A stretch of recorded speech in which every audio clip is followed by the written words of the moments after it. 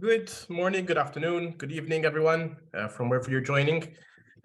Welcome here with us on this CDLT Thursday, and we have quite a lot of interest in this event, probably for two reasons. One, we're going to be covering MiCA, the European legislation that recently has been passed, and also talking about Blockchain Island and a bunch of hype that was surrounding Malta in its effort towards creating regulation and creating a blockchain ecosystem. So Jonas will give us an overview all about MiCA, and then we're going to have a local practitioner tell us about how that translates into what has been done in Malta already. And then we're going to have a local blockchain community organizer tell us about his sort of views on the local ecosystem.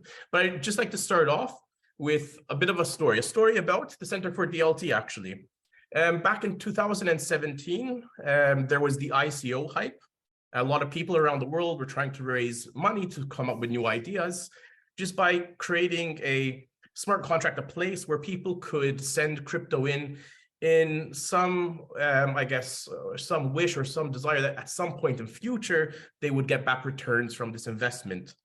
And they were just going, popping up all over the world, loads of investments being made in random projects, some that worked, some that didn't work, most didn't work, some that were scams, most were scams probably.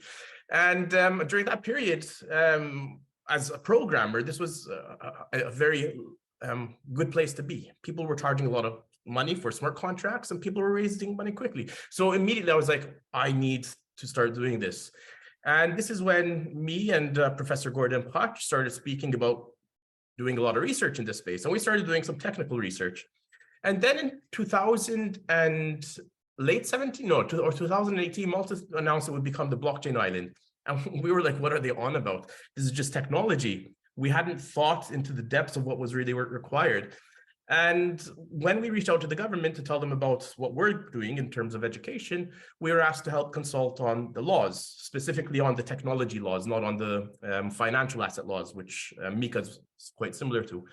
And we realized that in the space, we have lawyers, techies, business professionals, all types of different professionals who are going to have to start working together and working together in a manner where they understand each other's terminology and where each other's coming from. And we found this process of interacting with lawyers about certain things that couldn't be done in tech, and they say, but it has to do it.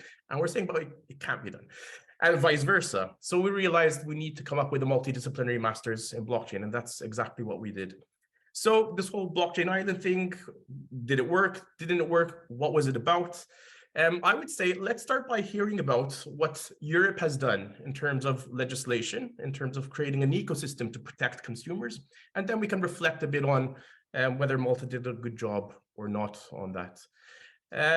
So I have Dr. Ioannis Revelidis, our lawyer, our legal academic, who is Greek and who came to Malta in 2020. So he has an unbiased view of all of this. So I'll leave it in your hands, Jonas, to start taking us through MiCA. Yes, thank you very much, Joshua. Hi, everybody, from my end as well. Joshua, I think one of the most Herculean tasks of the center was to get lawyers and computer scientists to communicate with one another, right? Indeed. Because we are considered to be some kind of natural enemies when left in free environments, so to speak. But having worked with you for the past, I think it's 18 months now, I think that we all realized how much of an asset it is when the two worlds start speaking a similar language.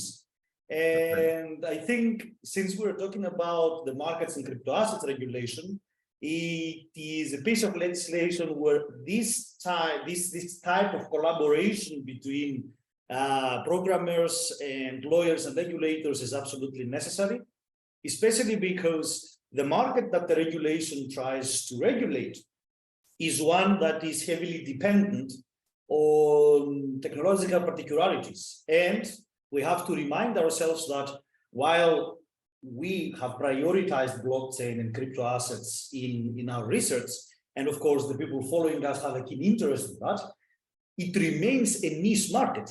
And that comes with all kinds of pros and cons.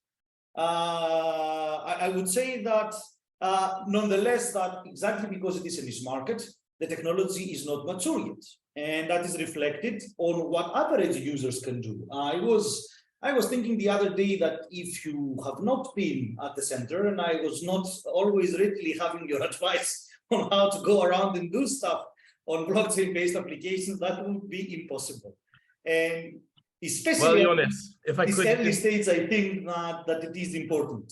If I could interrupt here, I mean, even with the extent of depth I go into the technology, sometimes I let my not my intuition, I let my excitement get the better of me. And even though there are some certain alarm bells ringing, I say, it looks safe, I'll use it. And then lo and behold, I was scammed. My fault completely, but let alone people who don't have the technical depth. Indeed, and I'm happy that you say so, because that partially explains why some rules were ultimately necessary.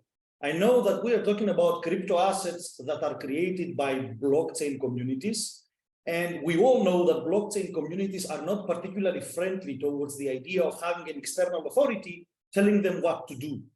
But as human experience has proven time and time again, while programmers might have the best of intentions, it is unavoidable, especially during the early days, that people that want to take advantage of the knowledge gap or the information gap will appear. And of course, that is one of the motivations and explains why the European Commission decided to get involved in this area. We did a full CDLT Thursday explaining that blockchain technology is not about frauds, scams, and hacks. It is not the technology that does that. But we have to admit, nonetheless, that because we are in the early stages of the space, there is still a lot of room for such behaviors to be displayed. So that was indeed one of the factors that played a major role.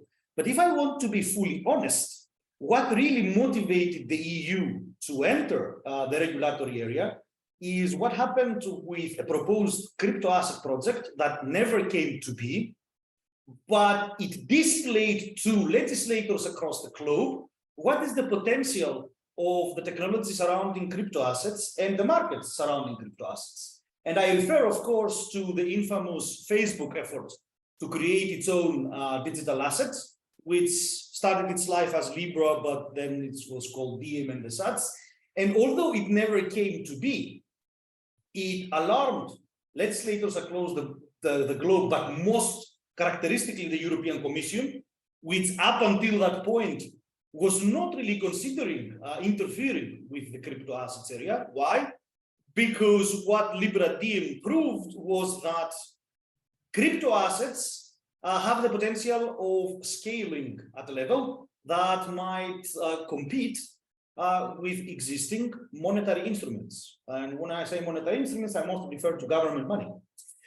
If we look at all the expert documents that have been prepared when the European Commission was thinking about regulating the crypto asset space, the majority of commentators and experts agreed that as we currently speak, the market for crypto assets is still tiny by comparison to the markets of traditional assets. In fact, in some of these documents, the idea is being reflected that exactly because crypto assets have not scaled, they do not pose any systematic dangers for the stability of the financial system at this stage. But this kind of attitude was overturned when the Libra Diem story started unfolding. And if our viewers are wondering, why was the European Commission alerted when Facebook entered the scene? Does the European Commission have anything personal against Facebook? No. The European Commission has nothing personal against any provider. But the particularity with Libra Diem was that Facebook has a user base of 2.5 billion people. And Facebook was planning to push these people to use their digital asset. Now, this digital asset would look like a payment instrument. It would be a digital payment instrument. But if a user base of 2.5 billion would be taken for granted, and the chances are that it would have been taken for granted because Facebook had all kinds of instruments to push their users to use it, that would put this digital payment instrument in direct competition with the US dollar and the euro.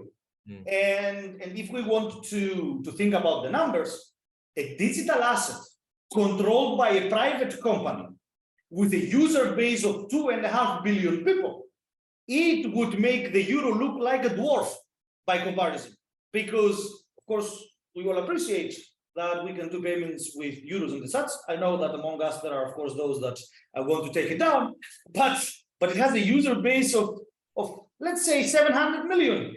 It would still be much less than the potential users of the Libra deal. And that alerted the European Commission a lot. It was the time when the Commission decided to enter the regulatory area. Now, why do I mention all that? I mention all that because that explains many of the provisions that have found themselves in the final text of MiCA.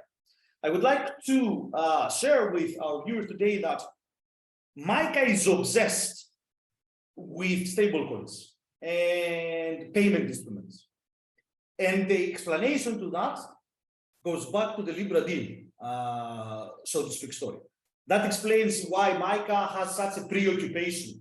Other types of crypto assets have been included in the text later on and as an afterthought. And one can see that in the relevant provisions. So if somebody would ask me, Ioannis, if you were to summarize MiCA in one sentence, I would say stablecoin and e-money token obsession. That is, and crypto asset service provider obsession, because in the meantime, and while MiCA was still discussed, we had the FTX incidents and the such. But in terms of crypto assets, because all rules that refer to crypto markets have crypto assets at the forefront, MiCA is mostly preoccupied with what we call in market terms stablecoins. I will explain later on how MiCA legally classifies such tokens, but this is the story, so to speak. Now, of course, many people might say, why does the EU interfere at all? Is it necessary? Can blockchain communities solve the problems and the such? Well, the answer is yes and no. There is a lot that one can do in terms of technology. And as technology matures, scams, frauds, and hacks will become even more difficult. But I think that some help from a legislator was necessary. Also, in terms of creating legal certainty and trust. I think that one of the reasons that the European Commission has thrown its hat early on is because it wants to create a competitive advantage in comparison to other jurisdictions. Well, when I say other jurisdictions, we all know that I refer to the United States of America. Yet again, the United States of America and the European Union have adopted a completely different approach. And I mention that because I know that our viewers might be reading a lot from the United States, but I would like to stress that the reports that we hear about the regulation of crypto assets from the United States should not be taken for face value anymore, because the EU has carved its own path. And that path is not necessarily compatible with what is happening in the United States. The basic difference in the philosophy of the approach is that the United States have completely refrained from creating a federal regime on crypto assets. There are local regimes within individual states, of course, but at the federal level, the American government has refrained from regulating. This is why in the United States, the authority that is the most prominent when it comes to crypto assets is the so-called SEC, right? The Securities and Exchange Commission. This is the American approach. Let the market do what it wants, and whenever necessary, the SEC will interfere. While there is a certain beauty in that approach, the beauty being that there is a lot of free space for companies to experiment, there are two probably negative elements. The first is the element of legal uncertainty, because nobody really knows if there is a framework and what are the requirements, if any. And the second is that the Securities and Exchange Commission is entrusted to enforce traditional capital markets law, but traditionally to fit crypto assets within capital markets legislation has been problematic. It is not as straightforward as one might assume. You mentioned in the beginning the ICO craze a couple of years ago.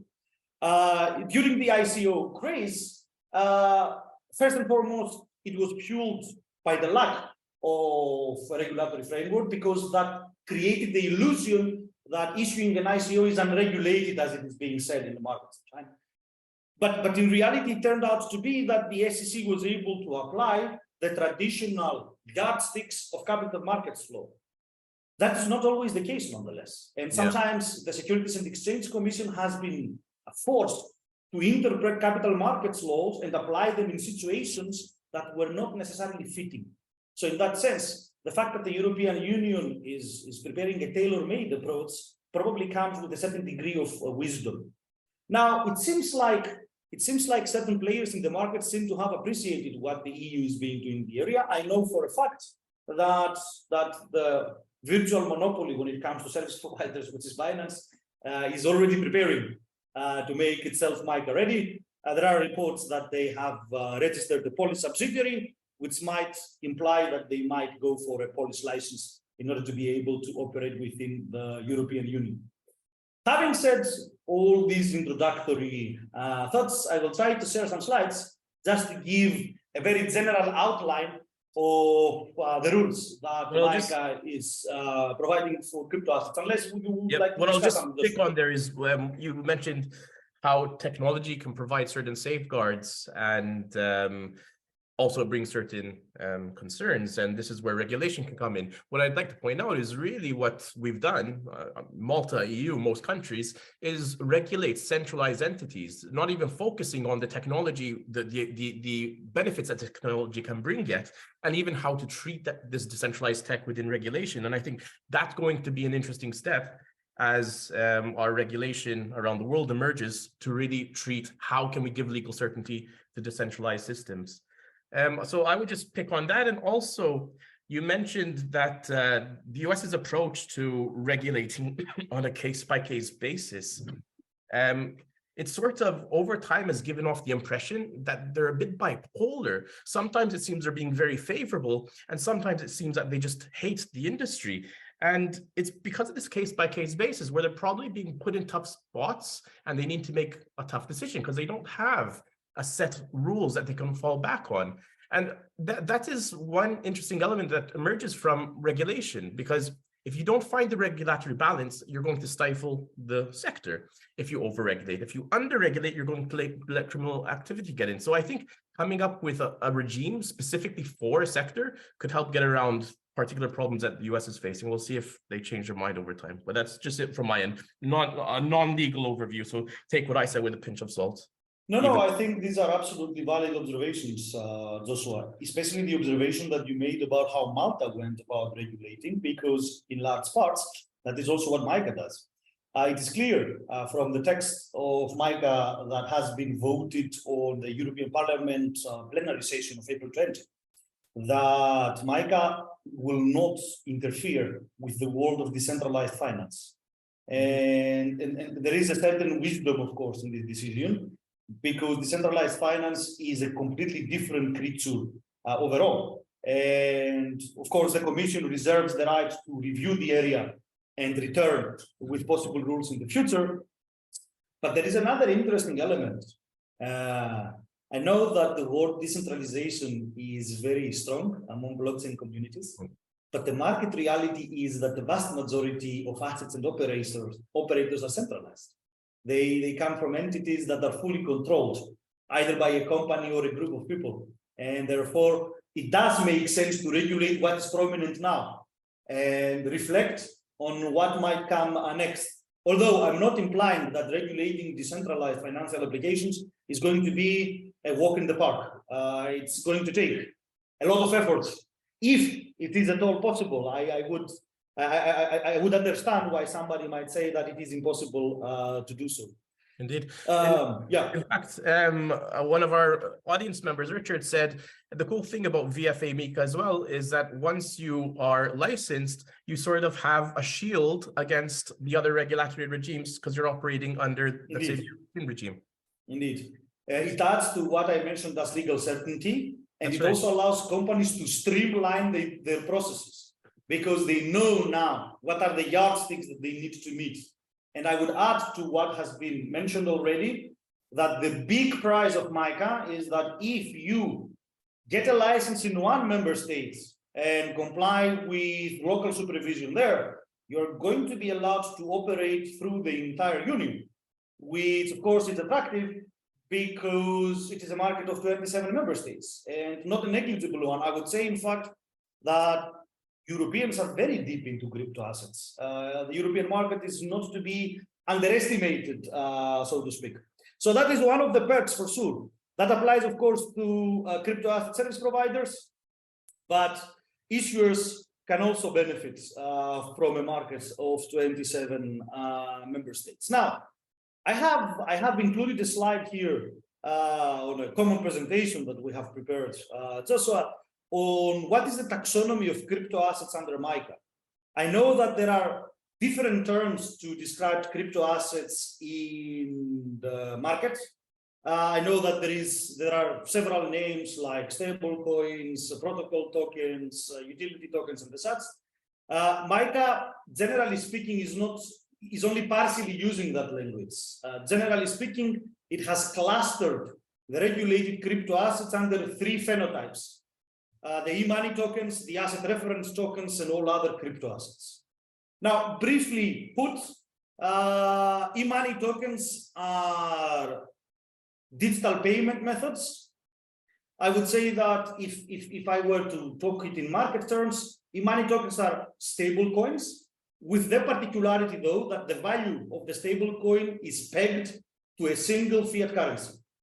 So that will qualify as an e-money token. And by the way, the MiCA rules when it comes to e-money tokens are complementary, because there is an e-money regime in the European Union, which means that in large parts, MiCA will coexist that the existing e-money rules that already were present in Europe, which, by the way, is an idea that Malta, I think, advertised first.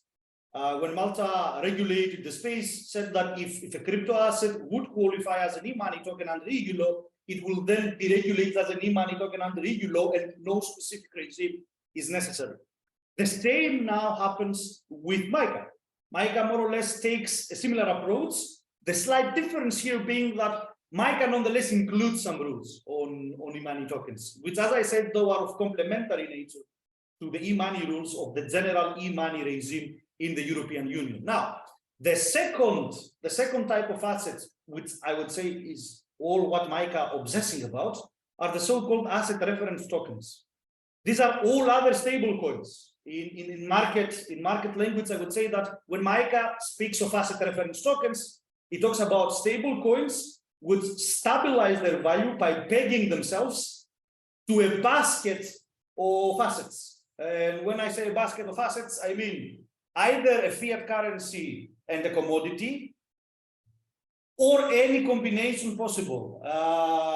Also, it needs to be stressed that when MiCA speaks of asset reference tokens, it refers to stable coins that try to stabilize their price by pegging themselves to anything else apart from a single fiat currency. So to give you an example, if a stable coin pegs its price to gold, that is an asset reference token under MiCA. So what I would say is, if I'm understanding it correctly, is there are stable coins that are pegged to a currency, like you can have $1 US, but in crypto. And typically the way that that's pegged is you have a company or some entity promising you to give you a US dollar if you ever want to exchange your crypto dollar. Yes. So that's one type. And then there's another type that gets a bunch of different cryptos and tokens together and tries to reach some form of stability. Yes. We don't know. Okay. Yes. The second that you mentioned will fall under the asset reference tokens under MiCA. That is Title 3, so to speak, of MiCA. And the specific rules, of course, of Title 3 will apply to it. We will briefly explore them. And then there is a default category of crypto assets, which is called all other crypto assets in a way. Although MiCA uses a bit of a complicated language, it says all other assets that are not asset reference tokens. But this is too long, so I just say all other crypto assets. Although, as I will explain in a second, this is misleading, because in reality, MiCA is not regulating all other crypto assets. But even the categorization of crypto assets within MiCA displays how much MiCA is obsessing with stablecoins, because of course they have top priority, so to speak. Now, what is important to stress here, which is something that MiCA borrowed, I think, from Malta and other countries that had a similar approach, is that MiCA does not apply to all kinds of crypto assets that would qualify as financial instruments under EU capital markets law. When I say financial instruments, for our viewers that read more American news, I mean securities. But I don't want to use the term securities because the proper European term is financial instrument. And for someone who doesn't read any of the financial news like myself, how would you explain them? Yes, that is the most bitter part though, Joseph. Why? It is funny because in the European Union, we don't really have a clear definition of what is a financial instrument. Although if I were to say, to give very simple examples, when we say financial instruments, we mean investment assets. Assets where we can speculate and bet on the capital markets. So the most difficult example here being shares of a company. Okay. Right. The most typical example, or bonds, government bonds, so to speak. These are financial instruments. This is what the Americans call securities. Yep. And many of our viewers might be familiar at least with the word security because all crypto blogs and crypto websites usually come up. There is not a single day that they will not come up with a title. The SEC says that the X asset is a security or is not a security in the sense. That's right. So it is clear that MiCA does not apply to assets that would fall under the laws of financial instruments. Now, of course, as I said, this is a bitter story because in Europe, we have some kind of a definition under the so-called MiFID II directive. The MiFID II directive is a directive that regulates capital markets and including, of course, financial instruments. In essence, it tells us that financial instruments are transferable securities, classes of securities that are negotiable on the capital markets, with the exception of instruments of payment, such as shares, bonds, or any other securities. Now, if I were to break it down in very simple terms, I would say that if an asset, a crypto asset, displays the following four characteristics, it will be regulated under MiFID II. If it is transferable, negotiable, standardized, and resembles a traditional financial instrument. Now, to explain these terms one by one, I would need a full semester, but I can quickly say that transferable, of course, means the ability to assign the asset to somebody else. Negotiable means that it is an asset that is being exchanged on a market, not necessarily a regulated market. It can be exchanged anywhere. So any exchange would do, including crypto exchanges. This is why I'm saying so. And when it says standardized, it means that the asset needs to be fungible. Now, of course, for our viewers that are a little bit experienced in crypto assets, they know that fungible are the assets that we don't care about the individual characteristics of the assets. All we care about is the value that they represent. €1 equals €1, no matter which euro. Exactly. €1 is always €1, no matter whether you have this or the other coin. Yeah. And many crypto assets behave that way. Additionally, of course, they need to resemble traditional financial instruments like shares, bonds, and the such. So if that happens, then they will not fall under MiCA. They will be regulated as financial instruments by MiFID II, which is what Malta did, by the way, back in the day. Because Malta also said that everything that qualifies as a capital market product, it will fall under that. Mm-hmm. Now, that is easier said than done, nonetheless. One of the reasons that the MiCA regulation exists is because there is a huge insecurity on which crypto assets are financial instruments and which are not. This insecurity, though, will be addressed after MiCA comes into force. MiCA authorizes ESMA, which is the European Capital Markets Authority, to issue guidelines and explain under which circumstances crypto assets will be classified as financial instruments, in which case they will go to MiFID, or not, in which case they will be considered under MiCA. But I need to stress here that MiFID and MiCA are mutually exclusive. Yeah. Which means that if something is classified as a financial instrument, it will not be regulated by MiCA. It will be completely regulated by MiFID. I think that needs to be stressed. It is important. Indeed. In fact, one of our audience, Tanyat, asked, isn't that a problem if they're not classified as financial instruments? So ESMA is going to provide clarity on this in their guidelines. Indeed, at least they are authorized to do so, and I hope that they will do, because of course that will allow us to sleep tighter in the night. It is though objectively difficult. The line between a financial instrument and no financial instrument is very thin. And any ESMA guidance will be welcome here. So we have a similar question before we go on. Yes. Louis asked, so if the token isn't under one of those four elements, is it then classified under MiCA? Not necessarily. It will fall under MiCA, provided that it will be either a stable coin, the way we explained it, or a crypto asset that is not excluded by MiCA, which brings me now to my next point, because that was exactly what I was about to say. If a token is not a financial instrument, MiCA is a potential legal regime, but not necessarily, right? If the crypto asset behaves like a stable coin, it will definitely be regulated by MiCA. But there is this category of all other crypto assets, because of course not everything will be a stable coin, right? A token can be anything. And as I said earlier, this notion of other crypto asset is a bit misleading. The legislator is not fully accurate here, in the sense that many known categories of crypto assets will still remain outside of MiCA. The best example here are cryptocurrencies. MiCA does not want to touch cryptocurrencies at all. And it tries to make that clear at every possible opportunity. There is a proviso in MiCA that says that Title 2, which is the title that regulates all other crypto assets, does not apply to crypto assets that are being produced as a result of a consensus mechanism, either proof of work or proof of stake, which of course describes the classic way that cryptocurrencies are being produced. That's and right. Therefore, I would say that it is clear from that proviso that cryptocurrencies are out of MiCA, and probably for the better. And I will explain why, probably for the better. That has to do with the fact that cryptocurrencies nowadays function as commodities, and MiCA does not regulate commodities.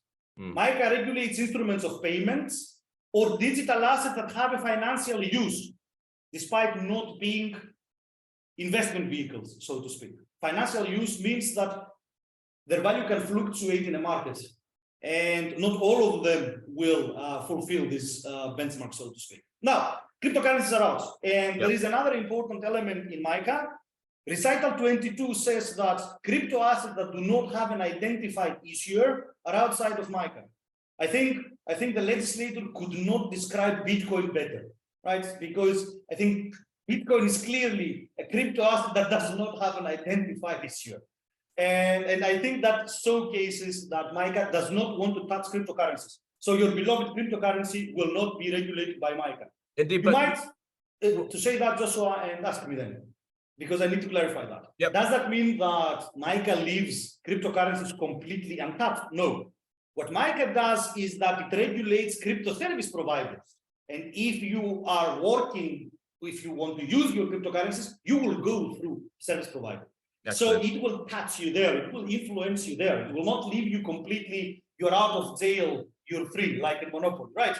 You will still have to go through certain obligations. The most important of them being KYC AML duties, by the way, because crypto asset service providers under MiCA and the transfer of funds regulation will have to comply with normal KYC AML duties, which means that centralized exchanges will start asking, where did this Bitcoin come from? So what you're saying is Bitcoin itself is not regulated, but then if I operate an exchange somewhere where someone can pay me euros and I give them Bitcoin, then as that exchange, that service, I need to be regulated.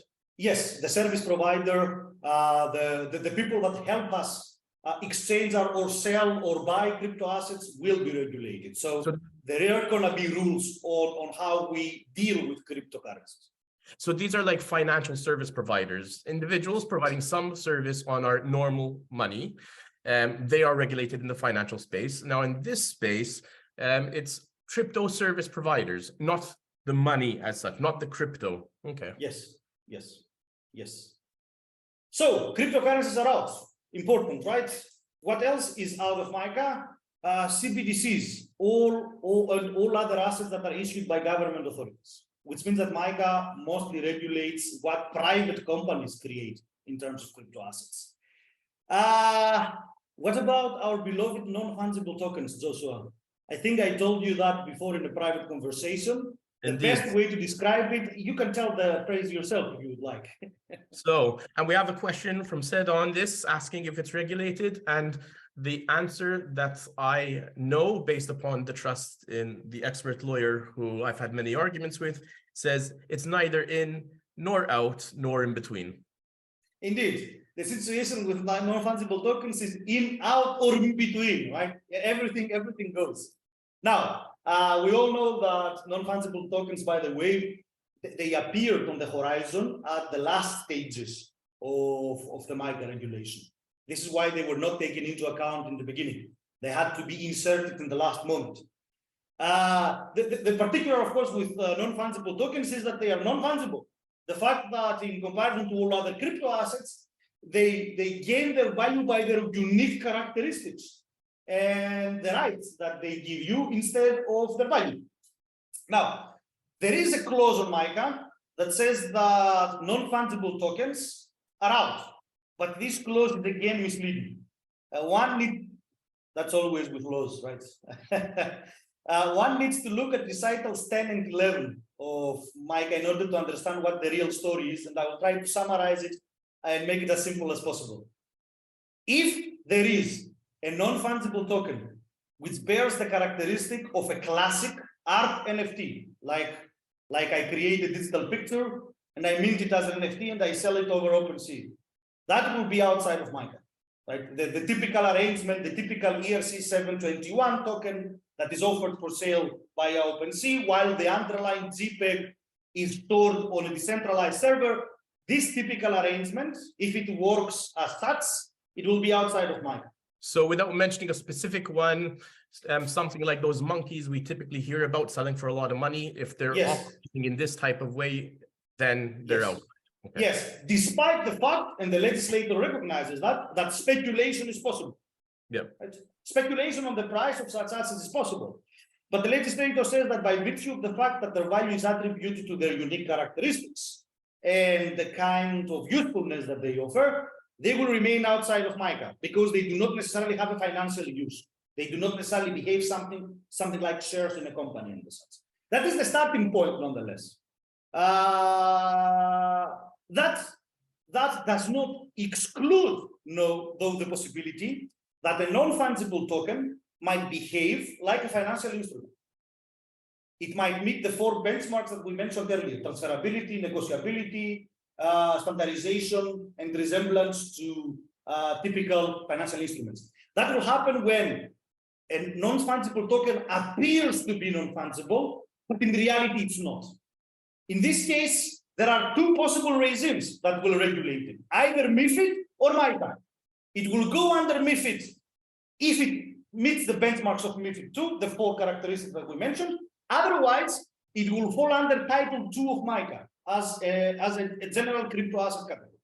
Okay, so it will not remain unregulated, so to speak. So if I have a monkey and I divide that single monkey into many small pieces, then it's regulated, perhaps. No, well, now you have created what the market calls fractional NFTs. Yeah. And the recital 11, if I'm not horribly mistaken, of MiCA says that fractional NFTs are not unique and they are fungible, which means that now it opens the door for them to be regulated either under MiFID or under MiCA. Okay. This is why I'm saying in, out, or in between. Right? It is either sometimes in, either sometimes out, or sometimes between MiFID and MiCA. Indeed. So to speak. Now, Joshua, stopping here with the big details. When we say that an asset is regulated by MiCA, what does that practically mean? In very broad terms, and that will be my last observation for today, because I think the time is closely coming to pass the floor to Gali, who will bridge the discussion between MiCA and the Maltese regime. I would say that when we say that MiCA regulates crypto assets, what MiCA does, in essence, is that it emulates traditional capital markets law, which explains what I said earlier, that even the legislator, while it sees that they are not financial instruments, it still understands that they have a financial use. And MiCA in reality, and I believe that needs to be stressed, is a legislation that resembles a lot capital markets law. When we say that an issuer has to comply with MiCA, that means that they have to issue a white paper, the exact same way that they have to issue a white paper if they were to issue a financial instrument, like in MiFID. Many of the obligations are mostly copy-paste from what MiFID says. So it's mostly issue a white paper, share as much information as possible and be as much honest as possible, or otherwise face liability for all the false information that you have disseminated. Be careful with your marketing communications. When it comes to simple crypto assets that are not stable coins, they must offer a right of withdrawal to their customers. If you are a stable coin, you have to offer a redemption right, which means that at any point, your clients must be able to exchange your token with their money, the money that gave you when they originally bought it, and the such. But I will stop here because I don't want to cost any more time to Gali. The only last comment that I would make, Joshua, because you asked me at the very beginning, is that what I have just described for MiCA is in essence what Malta did a couple of years ago. And since I was witnessing that as a foreigner who arrived in Malta sometime after the regime was put in place, I would say that Malta can consider itself proud for what it did, because MiCA in many places borrowed heavily from the Maltese approach, other national approaches as well, but we are in Malta, and therefore we have to pay tribute to what Malta did. Indeed, MiCA did not went that far from what Malta had done in the past. And in fact, leaving the laws and regulations aside, what I can say as a foreigner is that what I find incredible in Malta is that we must always remember, and I say that with love, not with condescension, Malta is a tiny speck at the middle of the Mediterranean with 500,000 people. The fact that it has such an active crypto community, that it has many crypto companies, that it has people that meet every week and talk and discuss about crypto assets in the space, as a foreigner who arrived in Malta in 2020, I say that it is remarkable. And I don't think that many other European countries, despite their bigger size, can claim. And I think that Malta, so to speak, did not only get it regulatory correct, but it is an island that breathes blockchain. And given the right circumstances and chance, I believe that it will do it in a much larger scale again. So there is a future, hopefully. Jonas, so there are a few questions on decentralized stuff, DeFi. We're not going to handle them now because we're going to do another session on regulating DeFi. So Jonas is going to have to leave us. Thanks, Jonas. And thank you very much, Joshua, and thanks everybody for the questions and for joining us today. Welcome, Dr. Galina Podoprekina. How are you, Gali? I'm good. Hello, everyone. So, Gali, you're going to tell us all about the VFA regime now. How does it relate to MiCA? Yes, I would sort of compare the two, mostly focusing on the similarities because I would say there are a lot of them. So I would like to start that in general, Maltese Virtual Financial Assets Framework, or the VFA framework, is one of the first comprehensive crypto regulatory regimes in the world. It like MiCA, it regulates initial coin offerings, outlines requirements for crypto asset service providers, and of course, its main aim is to protect investors, ensure market integrity, and to prevent money laundering and terrorist financing. So here I'd like to say that both VFA framework in Malta and MiCA, they're heavily based on MiFID, the directive that has been previously mentioned by Ioannis. So that's why it makes these two frameworks quite similar.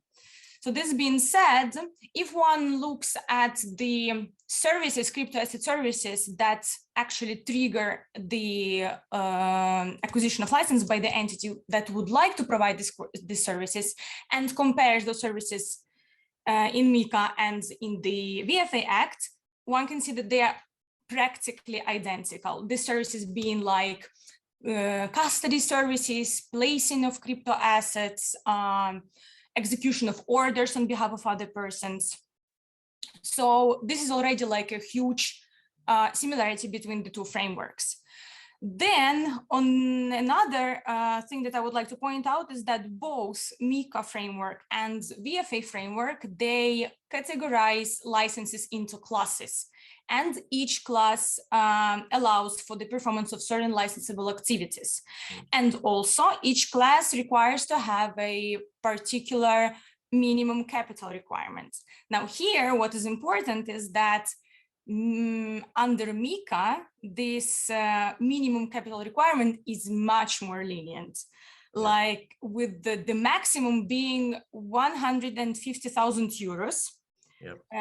While under the VFA framework, in contrast, it is 730,000 euros, which is like a considerable difference. So, for example, if an entity would like to operate a VFA exchange, or like under MiCA, it's the trading platform. And under the current framework in Malta, such entity would need to have a minimum share capital of 730,000 euros. While under MiCA, it's going to be 150,000, which is much smaller amount. Indeed. Then, for example, when it comes to the requirements and obligations that the service providers have to satisfy, they're practically the same. That the management of the company, they have to be fit and proper. There have to be like certain policies and procedures in place, such as the complaints management policy, the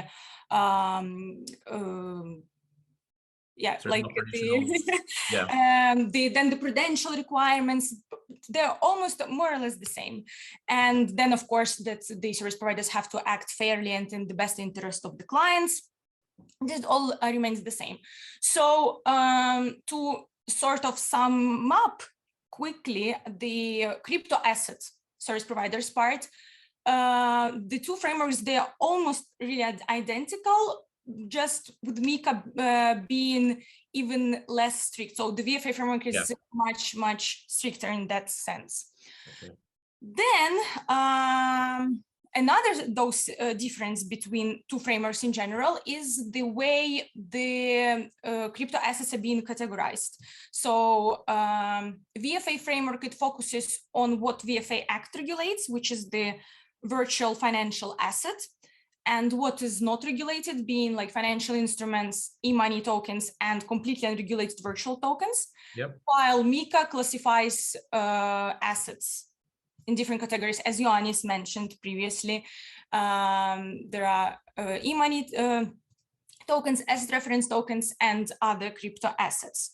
Here, though, I would like to point out is that while EU is still coming up with the guidelines on how to differentiate these tokens, the MFSA, while introducing the VFA framework, they already came up with the financial instrument test that helps actually to determine whether the asset in question falls under the VFA Act, under the financial instruments regulation, or it's completely unregulated.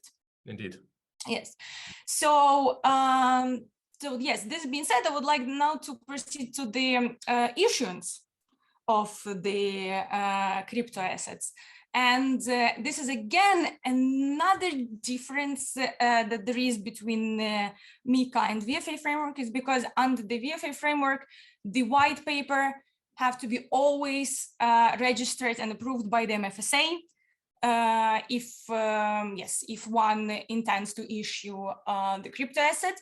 While under MiCA, this requirement is only have to be performed by the issuers of the asset reference tokens and the money tokens. And in general, I mean, they're subject to much stricter requirements.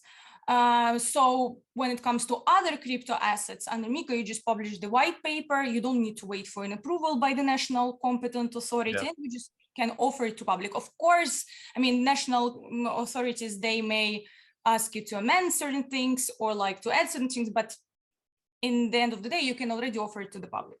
That's right. Yes, so in Malta, this the initial crypto asset offering is quite strict. That's why most probably it was the main reason why for the past years, since the laws have come into force, like there have been like 3, I think, crypto asset issuance in Malta. Okay. So, but they're not the only licensed ones, right? There's different types of classes, I guess. This is for crypto asset service providers, yes. Yeah. So, because the Maltese framework, it separates between the initial coin offerings and Okay.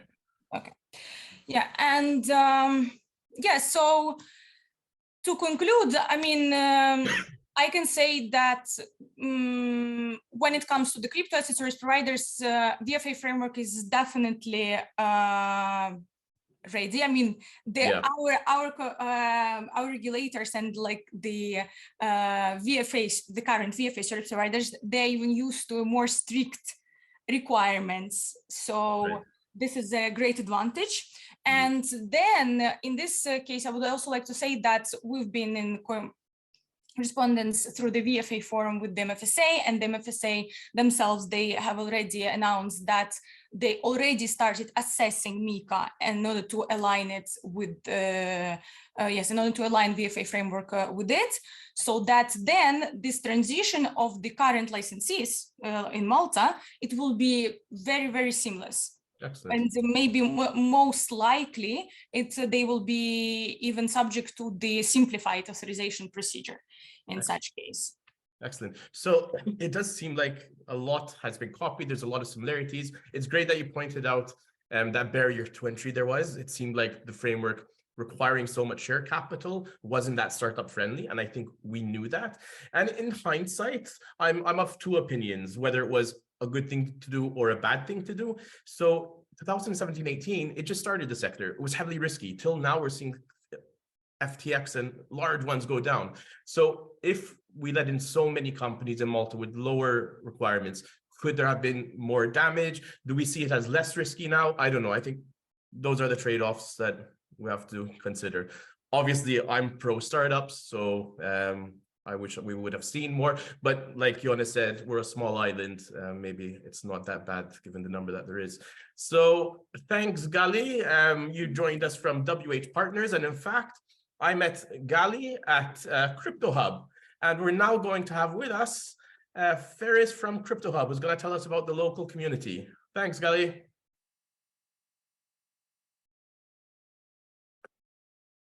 Okay. So we have a few other questions. Let's see. Mostly on DeFi that we're coming to. Hi, Ferris. I know that you're joining us from abroad. I hope you can hear us, see us. You have to unmute yourself. There we go. Can you hear me now? Excellent. We can hear you. And now try with the camera. And okay. we can see you. Hey, here you go. I hope you had a safe trip, Ferris. Everything is all right. So Ferris, tell us a bit about your experience in creating a crypto community in Malta and what it's looking like from your point of view. Sure. I mean, maybe it's easiest that I just start at the genesis. I moved to Malta in 2021, and that was at the peak of COVID. So there was not much going on because everything was under the lockdown. In accordance with the law, I invited the maximum amount of people to my apartment, and I live in a place in Slima with a barbecue grill, so we call it the Slima DeFi barbecue. So basically what we did is we do deep dives into different DeFi protocols, and we allocate once a week a new person that does this. It was quite advanced with all the people that are really deep into this stuff. And then we did a barbecue. It was hilarious. In early 2022, the restrictions were slightly lifted, and we went public. And by public, I mean that we went into a bar in Spinola Bay. So in this public location, everyone could join. And I quickly realized that this is not for everyone, because we speak a different language, and it seems really weird to people that are not familiar with the terminology or just in general newcomers to the space. And it can be very overwhelming when you start. You properly start to Google stuff yourself, you go to YouTube, but you also mentioned this earlier, Joshua. It is not easy to get started without getting scammed or without falling into many different holes that you might meet along the way. Right. So what we did was, those beginners, we had them, and we had the original experts, and I like to call them the teachers and the students. So what we do now is that we encourage the experts, the teachers, to do presentations and to share their knowledge.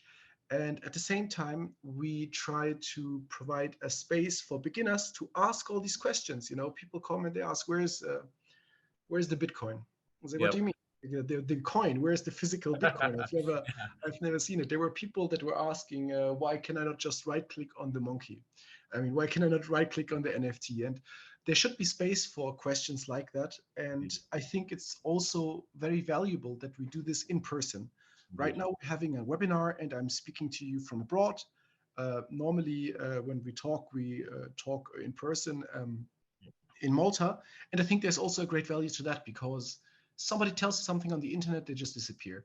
But if you know that you're going to meet the same person again next week, you can sort of hold an accountable for what they said. Or at least they know they're going to run into you next week. And then you also remember what they told you last week and you can draw your own conclusions. I would say even the ecosystem that it builds, like there are serious friendships emerging from a crypto meeting every week. Yeah. I guess it's like, some people, they go play football once a week and some people, they go to the crypto meetup once a week. And this kind of culture has emerged. You're right. They are basically, all of the regulars are friends with each other. I mean, they share the same passion and they are in the same space. So that's right. And would you say, like, who is the audience? Like different ages, everything, different professionals, only crypto people? How would you describe them? It depends. They are the people that I call the crypto pirates. I'm a crypto pirate. I mean, I moved to Malta to chase the big crypto treasure, and Malta is a pirate island. I say this pirate theme. So we're crypto pirates. But Joshua, the real treasure are the friends we make along the way. So there are those people, they're there for the community aspects. They're especially there for chasing new leads and looking for new alpha and that stuff. Then there are many professionals as well. There's Galina, for example, who is a crypto lawyer. I mean, I call her a crypto lawyer. Then there's you. You're a crypto academic. I mean, the blockchain professor, right? But there's also people that are just working in the space with regular occupations, like marketing or developers. Developers are, by the way, VIPs. I call them the VIPs because those are the guys that are creating the value and that are actually building the stuff that makes this work. It doesn't, the decentralized future doesn't build itself. So in Malta, I think it's a small country. Johannes said this before, there's 500,000 people living in Malta, but every week I am really amazed by the people that come to these meetup. I am myself baffled by it.